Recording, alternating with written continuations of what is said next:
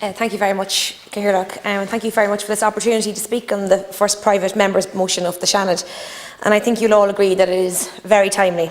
Brexit has been a word, unfortunately, that has haunted us border and northern people for years now.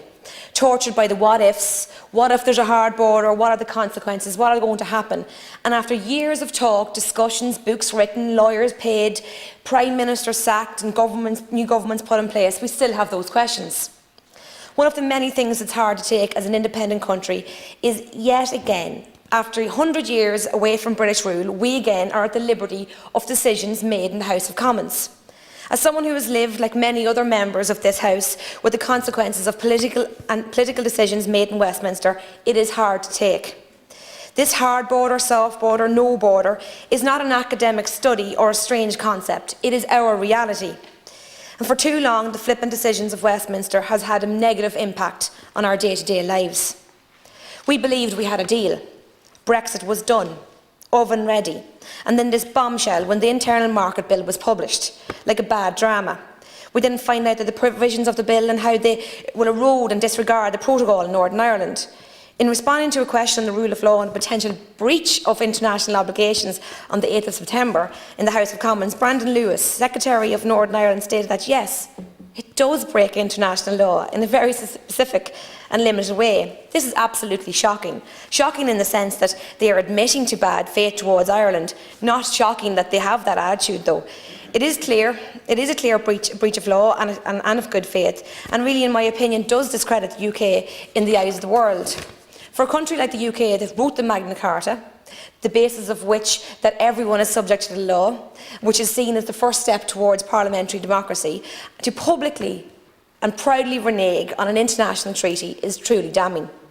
Thankfully, over the past weeks, we have had real solidarity with our European partners and across the Atlantic in America, standing up on our behalf and clearly stating that they support our island and that any acts that put in jeopardy the Good Friday Agreement is not acceptable. This is a relief, but unfortunately doesn't solve anything. But this support didn't come by accident. It is down to 100 years of diplomacy and building relationships.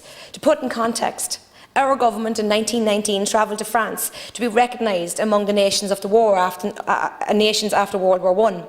This attempt by Ireland to gain recognition of its independence by way of appeal to the Versailles Peace Conference is one of the many neglected aspects of our history.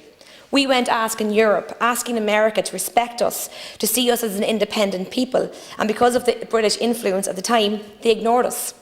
So we went it alone, and we succeeded in partial independence.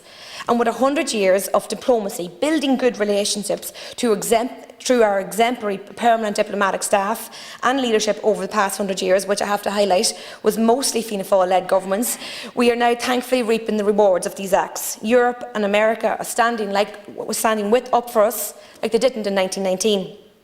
And as I said, support doesn't solve anything.